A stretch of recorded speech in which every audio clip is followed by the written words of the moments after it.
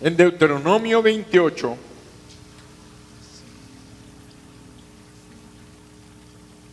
encontramos un capítulo muy importante. Yo creo que muchos lo hemos leído. Y en el versículo 8 leemos en adelante: Jehová te enviará su bendición sobre tus graneros y sobre todo aquello en que pusieres tu mano, y te bendecirá en la tierra que Jehová tu Dios te da. Te confirmará Jehová por pueblo santo suyo, como te lo ha jurado, cuando guardares los mandamientos de Jehová tu Dios y anduvieres en sus caminos. Cuando guardares los mandamientos de Jehová tu Dios y anduvieres en sus caminos. Y verán todos los pueblos de la tierra que el nombre de Jehová es invocado sobre ti. Y te temerán. Y te hará Jehová sobreabundar en bienes, en el fruto de tu vientre, en el fruto de tu bestia y en el fruto de tu tierra, en el país que Jehová juró a tus padres que te había de dar. Te abrirá Jehová su buen tesoro, el cielo, para enviar la lluvia a tu tierra en su tiempo, y para bendecir toda obra de tus manos.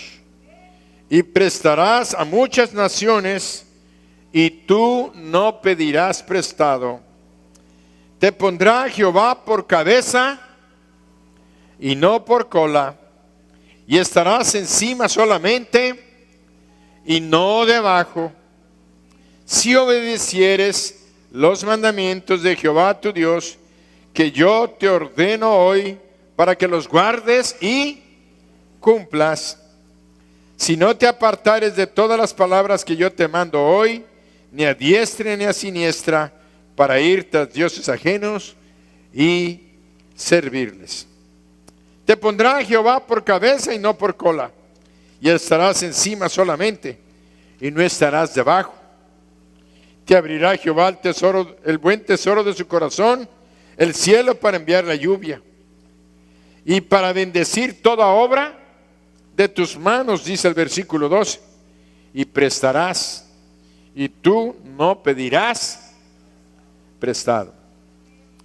Yo creo firmemente que la palabra de Dios es santa, poderosa, fiel, justa, y es una realidad completa y total en la vida de todos aquellos que lo buscan a Él de todo su corazón, lo aman, le han hecho no nada más su Dios, sino las que lo han hecho su Señor y el Salvador de sus almas. ¿Qué entendemos porque le han hecho su Salvador? Toda aquella persona que ha recibido a Jesucristo como su Señor, como su Salvador. Jesucristo ha venido a su vida y con su sangre le ha limpiado sus pecados y le ha dado vida eterna y lo ha hecho su hijo o su hija. Eso es tener a Cristo como nuestro Salvador. Él murió, Él pagó, Él me salvó, ahora soy hijo de Dios y tengo vida eterna. Pero falta, una vez que ya eres hijo de Dios, vamos a hacerlo como dice la Escritura, una vez que tú ya has nacido de nuevo, porque para ser un hijo de Dios se necesita nacer como un hijo de Dios. Fuimos creados, nacimos como seres humanos, todos, pero para ser un hijo de Dios se necesita nacer espiritualmente. ¿Cómo? Recibiendo a Jesús y es cuando nacemos y somos hechos hijos de Dios. Muy bien, ya eres un hijo de Dios, ya naciste, ahora tienes que caminar en esta vida, viviendo como lo que eres, un hijo de Dios. Y un hijo de Dios, como cualquier hijo, normalmente se comporta como se comportan sus padres. A menos que ese hijo no haya vivido con sus padres y vivió con otra persona, pues no va a vivir, no va a comportarse como se comportan sus padres, sino como la familia que lo creó, con la que vivió. Pero vamos a ser naturales en este aspecto. Creces con tus padres que te procrearon, te aman, te cuidaron, te enseñaron cómo vivir, cómo comportarte, cómo respetar a las personas, y tú vas viviendo la vida que a ti te corresponde bajo las normas de tus padres y según lo que hayas aprendido. Nosotros decimos: oye consejo, llegarás a viejo. Quiere decir que les damos consejos a nuestros hijos, les inculcamos cómo vivir y les decimos que en esta vida no es un lecho de rosas, sino que esta vida es una vida difícil, con muchos problemas, pero también con muchas bendiciones. Vale la pena vivir. Al menos yo puedo decirles, ya a mi edad, ya no soy un niño, tampoco un joven, soy un adulto, no me considero viejo, todavía falta para que llegue a viejo. Entonces, ¿qué es lo que pasa dentro de mi madurez? Puedo decirles una cosa: la vida en este mundo vale la pena vivirla si la estás viviendo con Dios. La vida que se vive sin Dios, y estoy hablando no de religiones, estoy hablando del único Dios verdadero, del único Dios que creó los cielos y la tierra, del que sostiene el universo con todo su poder, del que creó la luna y el sol. Estoy hablando de este Dios que vive en eternidad y que, ya vimos, envió a su Hijo Jesucristo al mundo para que nosotros conociésemos a Dios, a Él. Por eso Jesucristo se atrevió a decir, cuando uno de sus discípulos le preguntó: muéstranos al Padre y nos basta. Jesucristo le contestó: yo soy. El que me ha visto a mí, ha visto al Padre. Yo vine a dar a conocer al Padre. Yo soy Dios. Yo soy el que soy. El gran Jehová del Antiguo Testamento. Soy yo. Por eso él decía para todo: yo soy el camino. Yo soy la puerta. Yo soy la vida. ¿Quién es la vida sino solamente Dios? Por eso Él se revela a nosotros. Dios se revela a nosotros. Nos enseña que nosotros somos ahora, después de ser criaturas, somos hechos hijos de Dios. Somos hijos de Dios y que vamos a caminar en este mundo. Y mientras caminamos en este mundo, la vamos a caminar con su presencia en nuestras vidas o sin su presencia. La vamos a caminar como hijos de Dios o como criaturas nada más. Y quiero decirles una cosa: yo caminé por 13 años de mi vida, poco tiempo, gracias a mi Dios y Salvador. Caminé 13 años de mi vida los caminé lejos de Dios. Era un niño religioso, me llevaban a la iglesia y crecí dentro de los templos cristianos. Pero yo no había recibido a Jesucristo en mi corazón. Iba a la iglesia y leía la Biblia y entregaba mis ofrendas. Pero a los 13 años vino un predicador y ese día, un miércoles, porque eran los miércoles, eran los cultos. En la noche, este hombre predicó un mensaje acerca de las 99 ovejas y del pastor que deja a las 99 en el redil y una se le había perdido. Y entonces dice que él dejó a las 99 y fue a buscar a la oveja perdida. Y esa oveja perdida que se había separado del rebaño y se había extraviado, dice que la encontró herida, lastimada, dañada, y la buscó hasta que la encontró y la puso sobre sus hombros y la trajo al redil. Entonces él explicaba que así son todos los seres humanos, que un día nos apartamos de Él, de su cuidado, de su amor, de su protección. Y comencemos con Adán y con Eva, porque esa es la representación de toda la humanidad. Adán y Eva nos apartamos como seres humanos del cuidado, de la protección de Dios por desobediencia y nos alejamos de Él. De tal manera que el ser humano, a partir de esa desobediencia, ha vivido alejándose de Dios y nacemos, óiganlo, todos los seres humanos nacemos separados de Dios.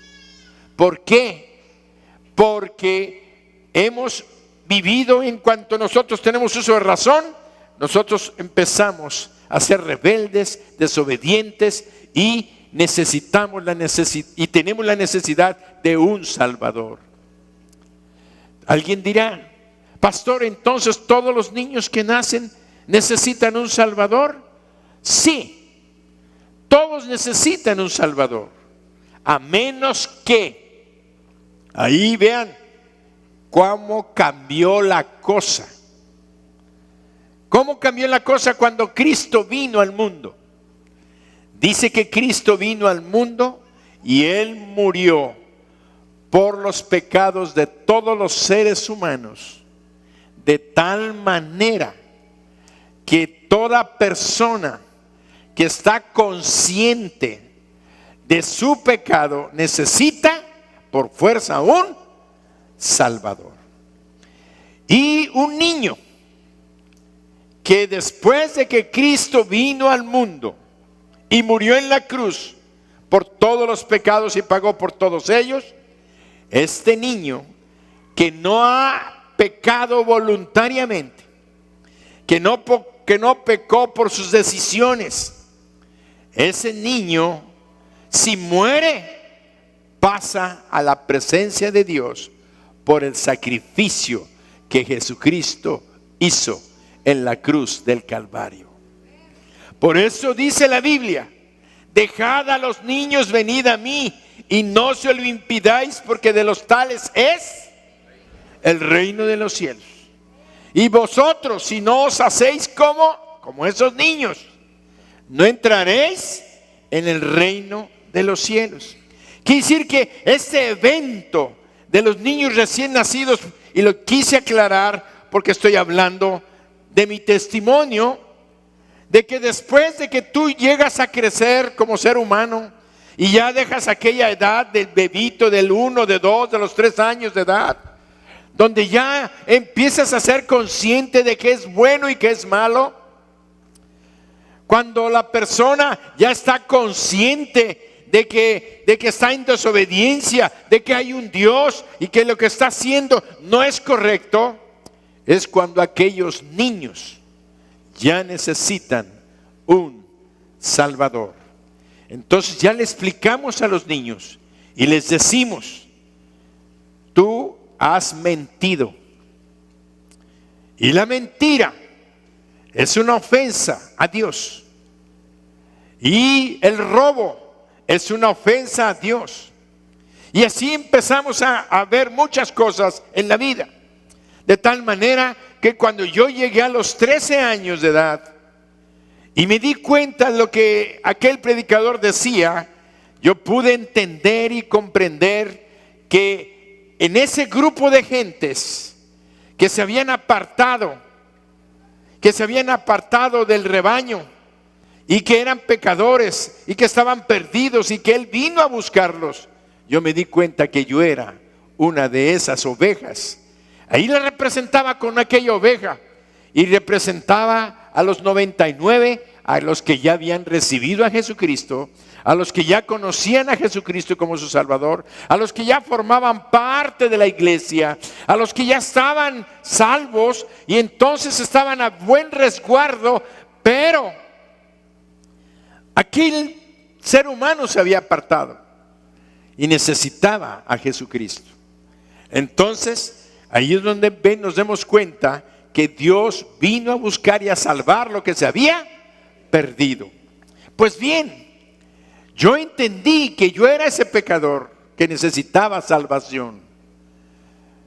Pero hay otros que son miembros de la iglesia que se han apartado de los caminos de Dios, que se han separado del redil y que se han apartado de la iglesia, del estar en la protección, en la provisión, en la dirección de Dios, y se van al mundo, y el mundo los ha lastimado, los ha dañado con sus placeres, con sus vicios, con sus odios, con sus rencores, con sus resentimientos, y han tenido que sufrir.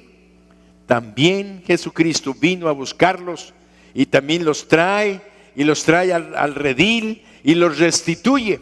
Quiere decir que hay dos tipos de personas a los cuales Jesucristo viene a buscar: aquellos que habiendo sido creyentes se han apartado y Dios los quiere traer nuevamente a la casa, al redil. Es lo que llamamos también los hijos pródigos de Lucas 15.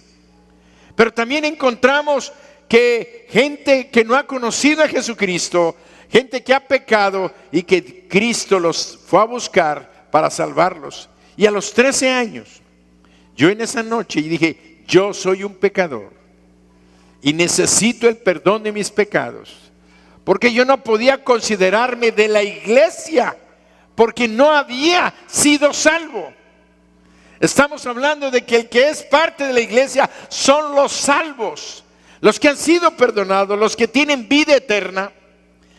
Y de tal manera que yo decía, yo asistía, pero una cosa es asistir y otra cosa es haberle entregado tu vida a Jesús, y de ahí en adelante vivir como un creyente en Cristo. Por eso es que a partir de esa edad yo empecé a vivir la vida como creyente en la iglesia. Y llegó un tiempo entre los 17 y los 23 años que me aparté de los caminos de Dios. Quiere decir que yo viví 4 o 5 años en la vida de la iglesia, siendo un joven, un adolescente, como muchos que están aquí. Y en ese tiempo me aparté y anduve con los amigos, haciendo lo que todos los muchachos hacen: bebía, fumaba y hacía cosas en las cuales yo ahora digo: bueno, Señor, ¿qué es lo que hiciste conmigo? Me dice: tuve misericordia de ti. Todos piensan y dirán: el pastor, qué triste que nos diga eso. No, no es triste. Lo que estoy diciéndote es, como les digo a muchos jóvenes Y a muchos con los que platico les digo, ¿tú crees que yo no sé lo que estás viviendo? ¿Que yo no entiendo lo que estás sufriendo? ¿Que yo no comprendo que tú sufres en tu interior porque sabes que estás haciendo lo malo? Y durante ese tiempo yo no vivía feliz ni contento porque sabía que estaba desobedeciendo a mis padres, lastimando el corazón de mi Dios, de tal manera que cuando yo estaba en la universidad, y estuve en la Universidad Nicolaita en Michoacán, donde toda la gente se consideraba atea. Éramos, por herencia, comunistas, nos decíamos, una universidad comunista. De ahí salieron muchos líderes ateos y comunistas en México, que promovieron la izquierda y muchas formas y filosofías de pensar.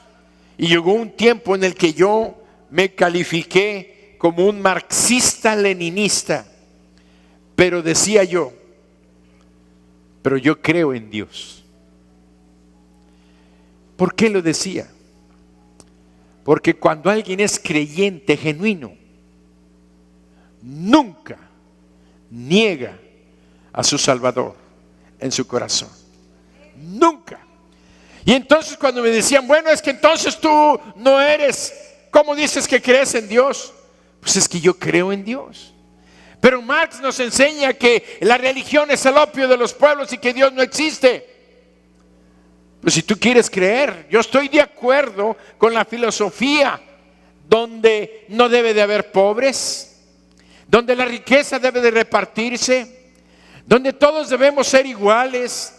Toda esa filosofía bonita que oíamos, yo como un joven lo entendía, de tal manera que después, cuando fui creciendo más y dándome cuenta de que Dios, la palabra de Dios era la que más valía. ¿Por qué? Porque desde los 17 hasta los 25 dejé de leer la Biblia. No la toqué, no la leía. Yo sé que mis padres, mi madre y mi padre sufrían, pero llegó un tiempo en el que una noche empecé a darme cuenta, Dios empezó a hablarme y a decirme qué era lo que iba a hacer de mi vida, a dónde iba a ir si seguía por ese camino, con los amigos que iban al alcohol, que estaban yéndose a las drogas. ¿Quieres tú ese camino? Y decía yo, no. ¿Quieres qué camino quieres? Entonces me di cuenta que tenía que hacer una elección. Tú tienes que llegar al punto en tu vida donde tienes que tomar elecciones. Tienes que decir, ¿estoy dispuesto a seguir a Dios? ¿Estoy dispuesto a continuar en el camino que Él me trazó? ¿O te vas a apartar y a retirarte para vivir la vida que el mundo y el diablo te ofrecen? Y yo decía, sí, Señor, yo entiendo. Y me dijo, tú eres salvo. No te vas a ir al infierno porque yo te compré como mi hijo. Pero una cosa sí te digo, si tú sigues por ese camino, vas a vivir la vida más miserable que pudieras haber conocido. Piensa, ¿cómo quieres vivir? ¿Pobre? ¿Enfermo? ¿Despreciado? ¿Odiado? ¿Solo? Y entonces fue cuando empecé a darme cuenta que la vida de aquellos que no tienen a Jesucristo, aunque aparentemente tenían, yo tenía un futuro a los 23 años, ya estaba entrando a mi posgrado de cirugía maxilofacial en la Ciudad de México. A los 23 años estaba entrando a mi posgrado, pero lejos de Dios. Hasta que ese día Me acuerdo que me levanté y todo el día el Espíritu Santo me estuvo hablando. Y desde el hospital del 5º piso, el hospital de la Raza, veía el monumento a la Raza. Y allí mirando aquella noche una lluvia tormentosa, vi que eran las 7 de la noche. Y dije, hoy en la iglesia que está en Mineyero, es la primera iglesia bautista de México, van a tener culto a las 8 de la noche. Le dije a mi compañero de guardia, dije, ¿me pudieras cubrir unas 3 horas? Pues, ¿dónde vas a ir? Tengo un compromiso. Agarré mi auto, 23 años, acababa de comprar mi primer auto, un auto de segunda mano, no nuevecito, y lo estaba pagando y me fui hasta la iglesia. Me acuerdo que llegué yo todo vestido de blanco, zapatos todo blanco, con el uniforme del Seguro Social, y llegué allí a la iglesia y estaba el culto. Cuando llegué y me senté, la predicación era miércoles de oración, una meditación y diciendo una cosa. Decían, busquen a Dios con todo su corazón. El que lo busca lo va a encontrar. De tal manera que no puedes vivir la vida cristiana sin Cristo en tu corazón. Tienes que vivir la vida cristiana sin Cristo en tu corazón. Decía, Señor, me estás hablando. A lo mejor alguien pensó que le estaba hablando, pero para mí era que Dios me estaba hablando. Y entonces dijeron, vamos a formar grupos de oración. Y se formaron varios grupos. Y entonces dijeron, jóvenes por acá, adultos para acá, y matrimonios, y empezaron a hacer grupos para orar. Se acercó una muchacha, me tomó del brazo y me dijo, véngase, joven, véngase con nosotros los jóvenes. Ya fuimos y nos sentamos. Y en ese momento empiezan a orar. Y uno de los que estaba orando comenzó a orar y dijo, Padre, yo te pido por este joven médico que está aquí. Te pido que lo bendigas y que le abras sus ojos. Y que le hagas entender lo que tú tienes para él en su vida. Y te pido que lo bendigas esta noche. Y que salga de aquí transformado. Porque él te necesita.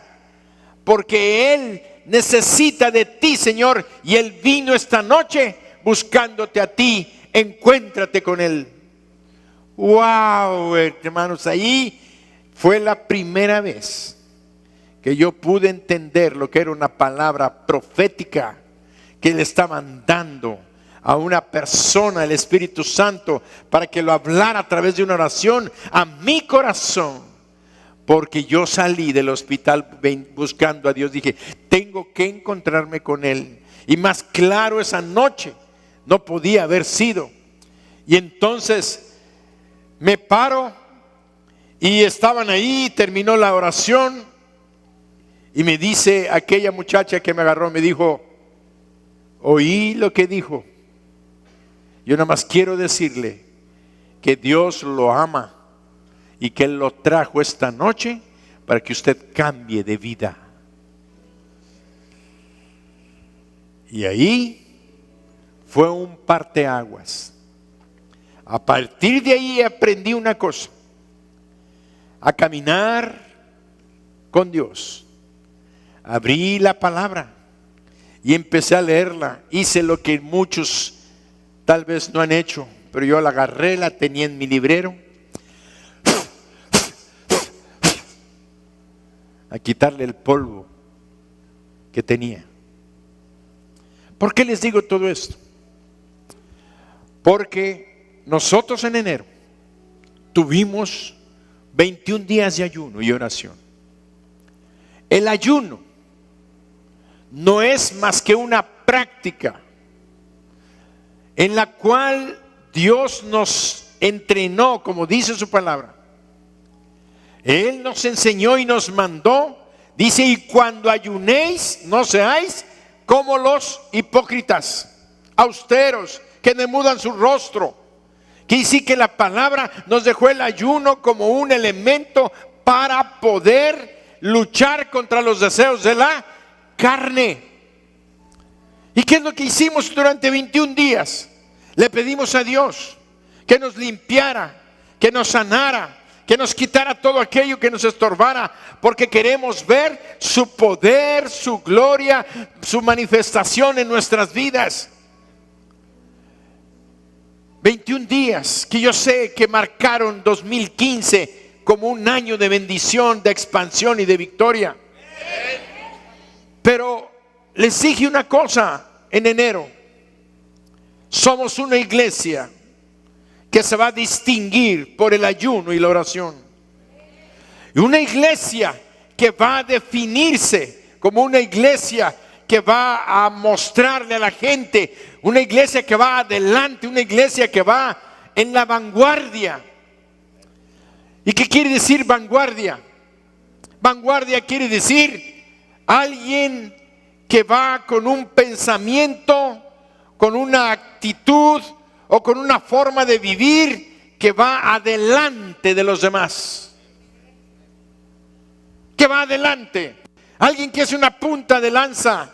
Alguien que va poniendo el ejemplo. Entonces, ¿qué sucedió? En enero les decía que íbamos a hacer esto, y ya pasó febrero, ya pasó marzo, y vamos a mediados de abril. ¿Y qué he experimentado?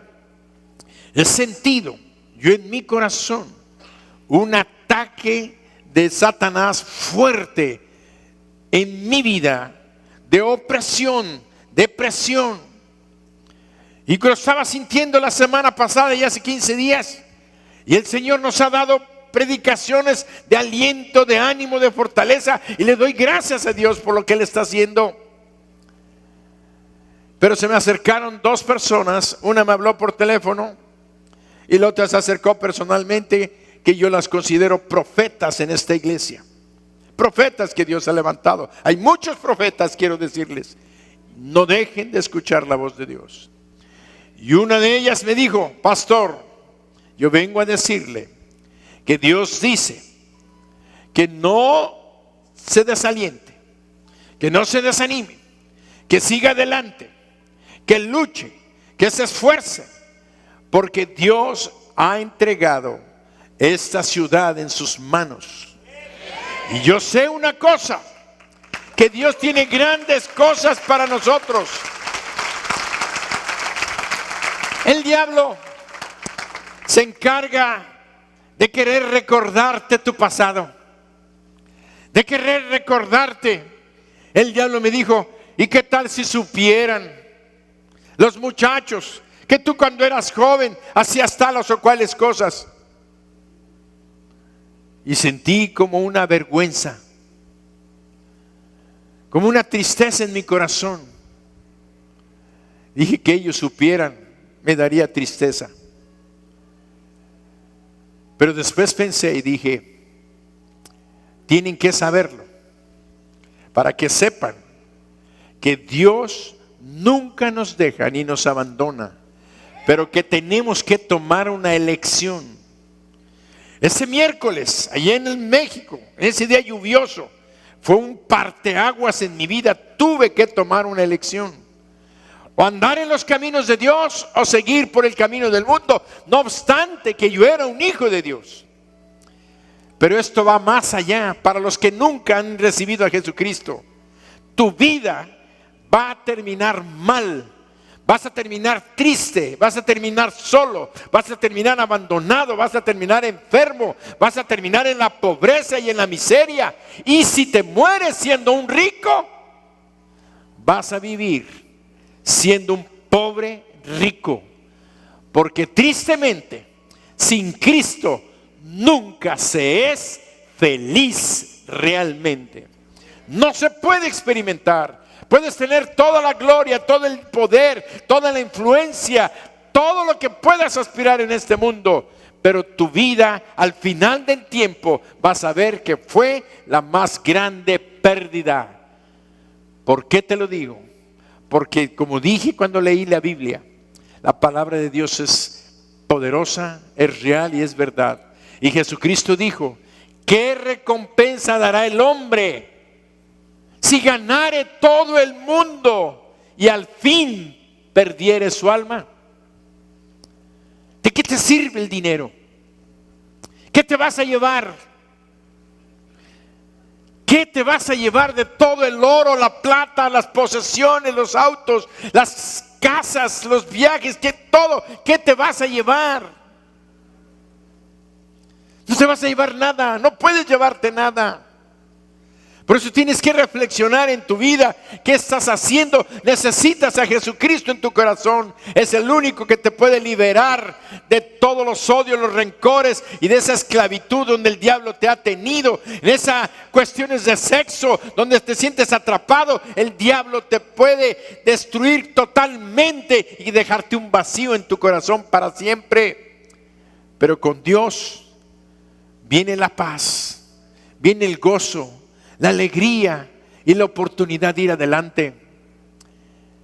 Cristiano, miembro de esta iglesia o de otra iglesia que me escuchas por internet, la palabra de Dios dice: arrepiéntete, cambia de rumbo. Es tu oportunidad la que tienes hoy, esta noche, de tomar una decisión.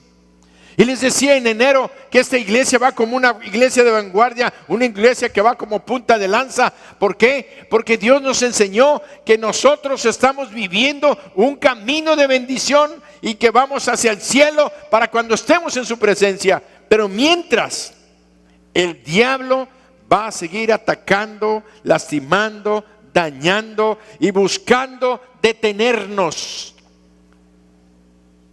Fue cuando pude comprender que Dios me está llamando otra vez y diciéndome: Hiram, exhorta a la iglesia a que retomen la lectura de la palabra. Quiere decir que de alguna manera Dios está viendo que estamos fallando en estar leyendo la palabra y orando, leyendo y orando. Pero cordón de 3 dobleces: oración, ayuno y la palabra.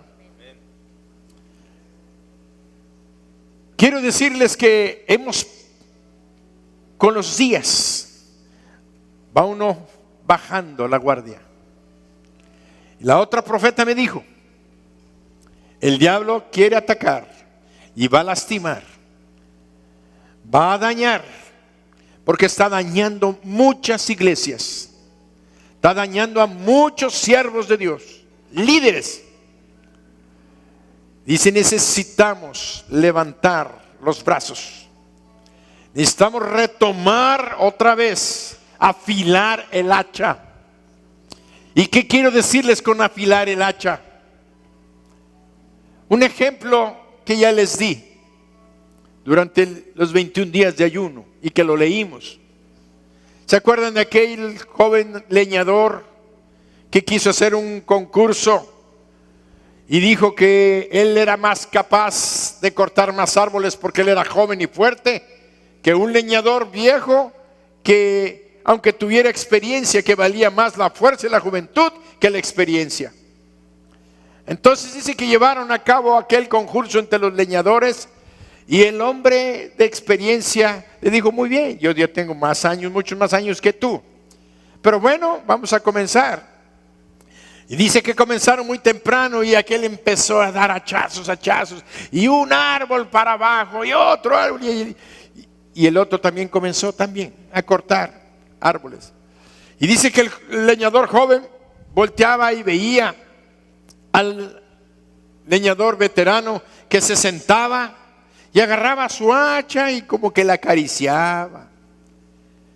Y entonces el otro seguía trabajando y con su fuerza y su juventud, y estuvieron hasta que llegó la tarde.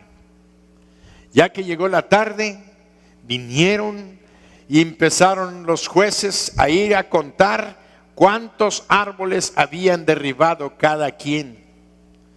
Y entonces la gran sorpresa era de que el veterano había derribado un 30% más de árboles que el joven.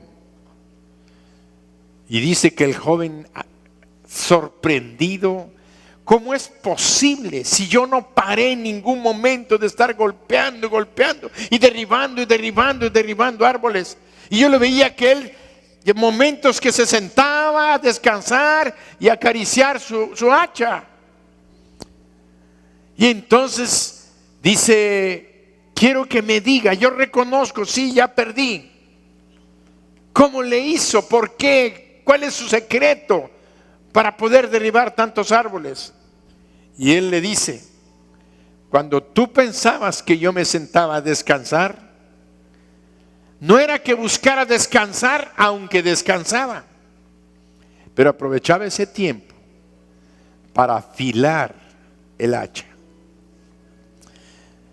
Aprovechaba ese tiempo para afilar el hacha. Porque el hacha, cuando tú la agarras y azotas contra el tronco, cuando está afilada, el hacha penetra, corta las fibras del árbol. Pero cuando va perdiendo filo, es más la fuerza que tienes que dar para poder cortar la fibra. Y llega un momento en que después nada más tiras el hachazo y te revienta el hacha. Y tienes que aplicar más fuerza y golpear, pero no estás realmente avanzando cuando tienes filo. Dice, a eso le llaman que se embota el filo y hay un riesgo tan terrible, porque cuando tú tiras un hachazo y te rebota el hacha, te puede caer en la pierna. Muchos leñadores han perdido sus piernas porque se han cortado con el hacha. Toca y rebota y les ha caído, o se han golpeado la cabeza. Dice, es peligroso y es mortal trabajar con el hacha sin filo. Por eso tú tienes que aprender a estar afilando tu hacha. Yo cada hachazo que daba era un hachazo eficaz. Era cortar fibras. En lo que tú dabas 30 golpes, yo con 20 ya había derribado un árbol. En cuanto al tiempo, yo fui más rápido y más eficaz que tú por mi hacha. No porque seas más joven. Si hubieras tenido un hacha más filosa, hubieras ganado. Eso es lo que pasa. Espiritualmente nosotros vamos perdiendo filo. Vamos perdiendo esa capacidad de la vanguardia. Les vuelvo a repetir, la capacidad de la vanguardia es ir adelante. Cuando una persona es vanguardista en diseño arquitectónico, es porque está diseñando y va adelante de los demás arquitectos. Entonces le llaman, es un arquitecto de vanguardia. Pero sí, a veces no quiere decir que las vanguardias sea lo más precioso, ¿verdad? Pero lo importante es que va adelante. En la literatura, en la música, en el diseño, en muchas cosas hay gente que va adelante, que va marcando. Hay iglesias que van adelante ahorita. Nosotros estamos observando, estamos viendo cómo hay iglesias que van abriendo camino, van mostrando ejemplo de cómo crecer, de cómo hacer las cosas con excelencia, cómo hacerlo. Y hay muchas que ya, perdonen la palabra, se están desinflando. Ya no están avanzando, ya no están yendo adelante. Ya no están logrando lo que estaban logrando hace tiempo. ¿Por qué? Porque sus hachas están perdiendo filo. Ya el testimonio de sus vidas ya no es tan poderoso. Ya no están en el gozo de hablar del evangelio de Cristo. Ya no están testificando a la gente. Ya no están invitando a más gente. Ya no están gozosos de ser lo que son y de tener lo que Dios les está dando. ¿Por qué? ¿Por qué se está perdiendo ese ánimo? ¿Por qué? No lo estoy diciendo de esta iglesia, porque gracias a Dios cada día Dios nos está bendiciendo. Estoy diciendo que no caigamos en ese punto y que Dios hoy nos está avisando, porque los profetas me avisaron: póngase, pastor, ponga la iglesia en ayuno. Así me lo dijo: ponga la iglesia en ayuno, ponga la iglesia en oración, ponga la iglesia en lectura de la palabra, y usted no se desanime, no se desaliente, siga adelante. Entonces fue cuando yo entendí. Ya vamos por 4º mes y ya bajamos al ayuno. Quiere decir que no vamos a hacer otro periodo de 21 días, ya lo hicimos al principio de año, pero sí le estoy invitando para que cada uno en lo particular, según tu necesidad, porque de seguro ya empezaron los problemas en tu economía, con tu dinero, con tus recursos, ya empezaron tus problemas en tu familia, los problemas que hubo milagros que se solucionaron durante el mes del ayuno, durante el mes de enero y febrero, y Dios todavía tiene muchos milagros que va a cumplir de ese ayuno. Pero estás experimentando errores que cometiste, fallas que hiciste de tu relación con tu esposa, con tu familia, con tus hijos. Y eso solamente va a lograrse a través de ayuno, oración y lectura de la palabra. Quiere decir que si no los estoy invitando a que mañana comencemos un ayuno, aunque vamos a comenzar ayuno por los encuentros. ¿Qué es el ayuno? Es quitar de tu vida aquellas cosas carnales, dejando de comer para consagrarte a estar con Dios, para ver que las oportunidades de Dios se abran en nuestra vida, para que más bendiciones desciendan en nuestro hogar cuando Él vea un corazón humillado. Si mi pueblo se humillare y buscaren mi rostro y oraren, yo oiré desde los cielos, perdonaré sus pecados y sanaré su tierra. Nos empezamos a enfriar, empezamos a apartarnos, dejamos de leer y de orar. Eso ya son pecados. Otros comienzan ahí a experimentar las cosas del mundo, empiezan a jugar con las cosas del mundo y empiezan a tener y a salir con el muchacho que no deben, con la muchacha que no deben, y a hacer cosas y hablar cosas que no deben, y a prestar sus oídos a lo que no deben de ver, pornografía, películas que no son correctas, tantas cosas que nos apartan de los caminos de Dios. Y Dios nos ama. No es ningún consuelo ver a nadie triste, descarrilado, fuera de las vías del tren. Un tren descarrilado es una desgracia. Una vida de un cristiano fuera de las bendiciones de Dios, fuera de la iglesia, fuera del camino donde Dios nos ha puesto. Para eso necesitamos tomar la decisión. Aunque voy a predicar tal vez otro mensaje más adelante, la importancia de tomar la decisión. Porque eso es una elección. ¿Qué vas a elegir en tu vida? ¿Vas a continuar ahí llevándotela así? ¿O vamos a retomar el asunto? ¿Sabes qué, Señor? Yo voy a hacer un ayuno por mi esposa, por mi esposo, por mi hija, por mi negocio. Y puede ser un ayuno de un día. Lo importante es que Dios vea nuestra actitud. Que Él vea que estamos leyendo la palabra, que estamos, y ¿saben qué? El Espíritu Santo se va a mover en una forma poderosa en medio de nosotros y vamos a empezar a sentir las bendiciones de Dios recayendo sobre esta iglesia y en esta ciudad. ¿Qué decimos? Amén. Aleluya. Por eso les decía yo que en este momento lo que nosotros tenemos que buscar con todo nuestro corazón es afilar nuestra hacha. Y Abraham Lincoln, allá en 1860, cuando se postuló para la presidencia de los Estados Unidos, 1860, este hombre muy famoso, Abraham Lincoln, aquel que usaba el bombín, él era leñador, desde los 17 años era leñador, y un hombre que leía la Biblia. Tenía la costumbre de afilar su hacha de tal manera que él decía, Eclesiastés 10:10, vamos a leerlo. Este hombre tenía una característica: él leía la Biblia todos los días. Abraham Lincoln leía la Biblia todos los días. Fue el que ganó la libertad de los esclavos negros en los Estados Unidos. Y vean lo que dice Eclesiastés 10:10. Si se embotare el hierro y su filo no fuere amolado, hay que añadir entonces más fuerza. Pero la sabiduría es provechosa para dirigir. Si se embotara el hierro y su filo no fuera amolado, que si se amolla, si se te cae, si se golpea y se le pierde el filo, dice, y su filo no fuere amolado. Pero nosotros usamos la palabra amolado aquí como para algo que ya está en desgracia, algo que está lastimado, alguien que es muy pobre.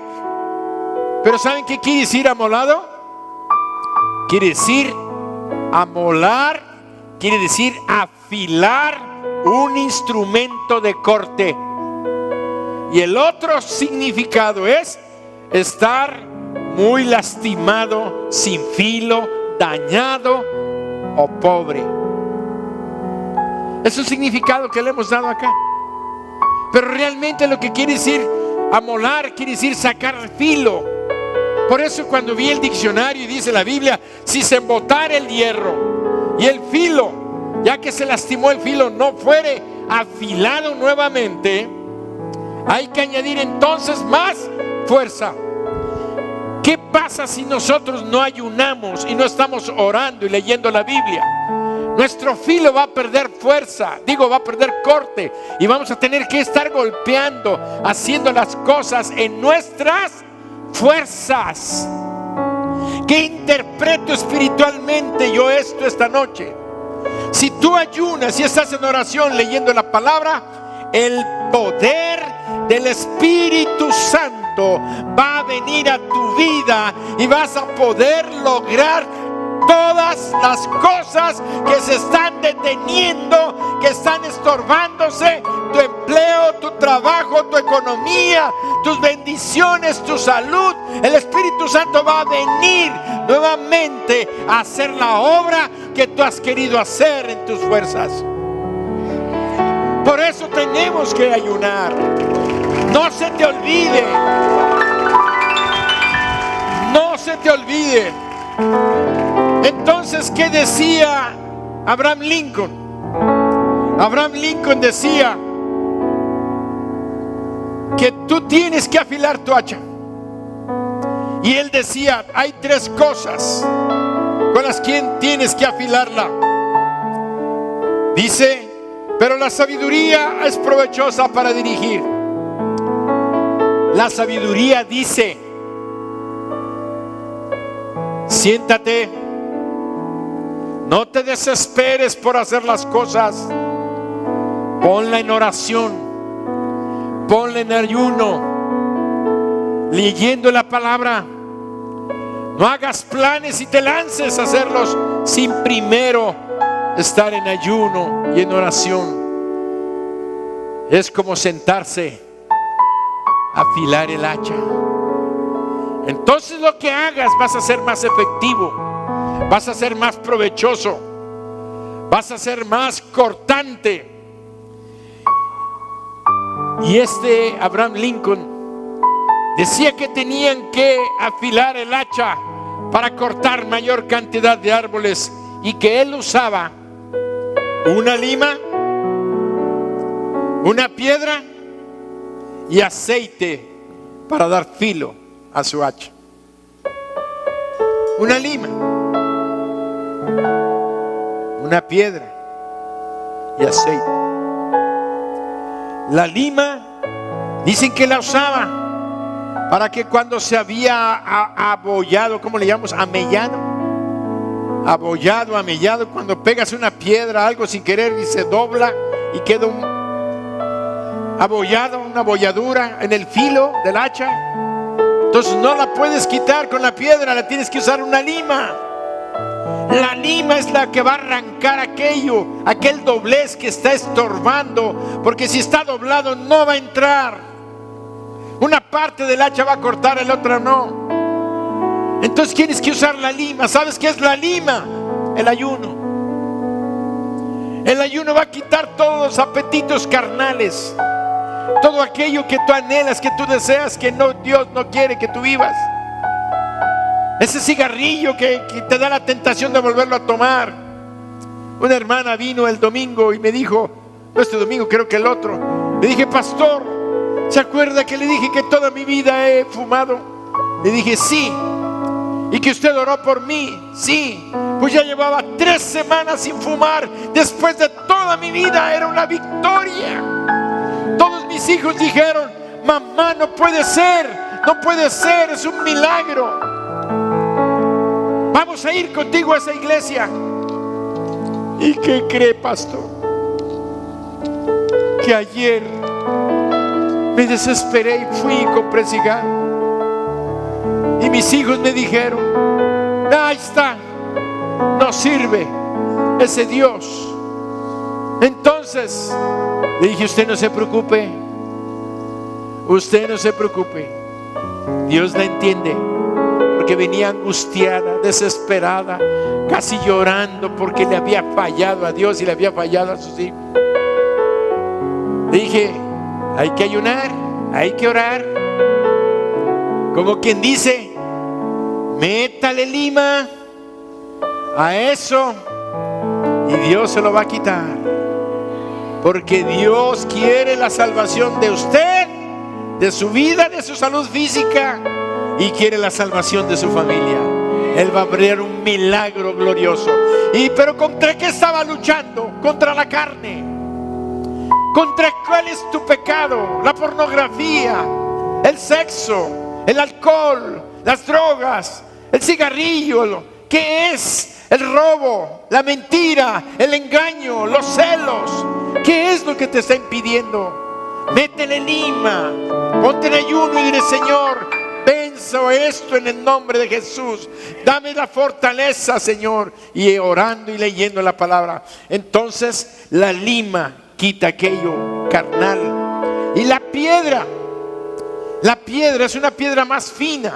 Ya no va a desgastar el metal, va a sentar aquello, lo va a sentar.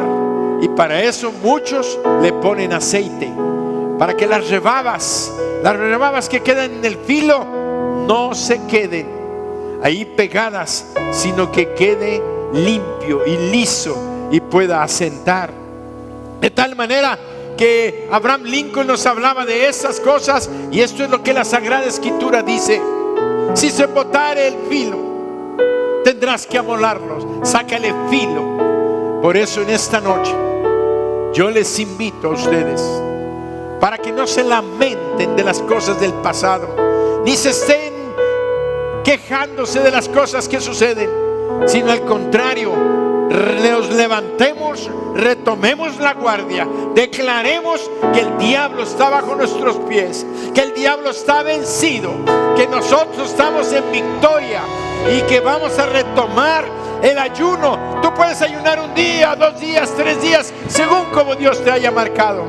Pero haz una cosa: hazlo en comunión con Dios. No hagas un ayuno en la carne. Quiere decir, ayunar sin leer la Biblia, ayunar sin orar, es hacer dieta para bajar de peso. Bueno, de todos modos sirve el ayuno. Sirve el ayuno. Pero si lo haces, aparte de que bajas de peso, lo haces para fortalecerte espiritualmente, el diablo va a huir. Porque el diablo no resiste a una iglesia que ayuna, que ora y que lee la palabra y la obedece. Amén.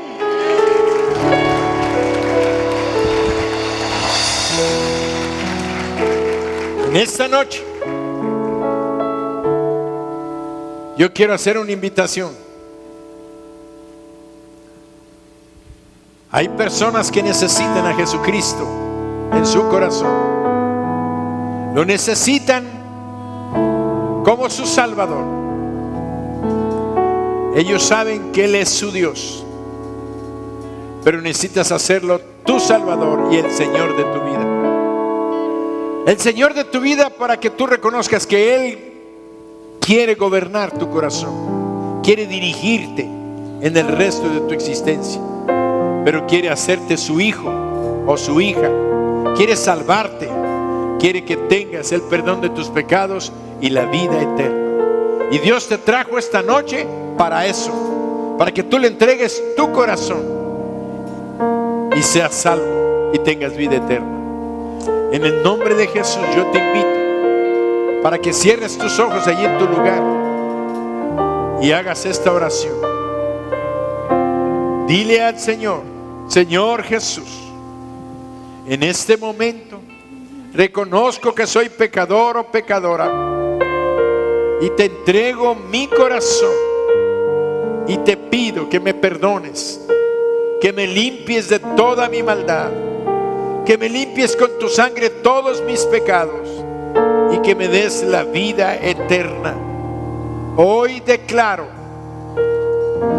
que soy tu hija, que soy tu hijo, y que tu Espíritu Santo viene a vivir a mi corazón conforme a tu palabra, conforme a tu promesa. Yo creo, Señor Jesús, que tú moriste en la cruz por mí, fuiste sepultado y resucitaste al tercer día de entre los muertos.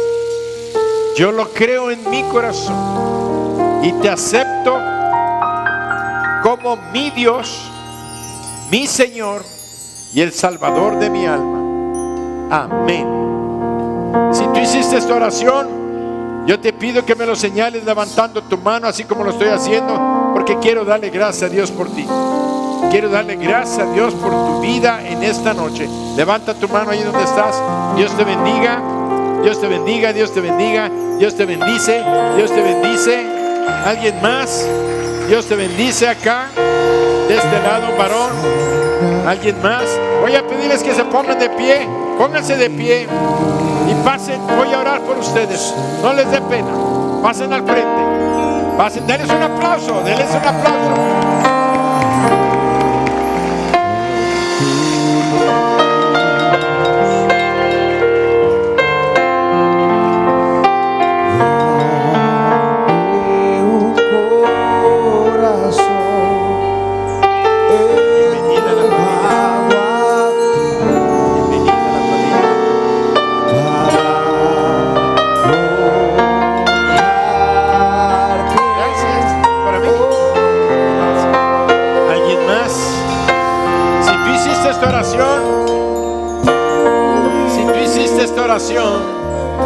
No te quedes en tu lugar. Pasa al frente a darle gracias a Dios. Pasa al frente a entregarle tu vida de corazón al Señor.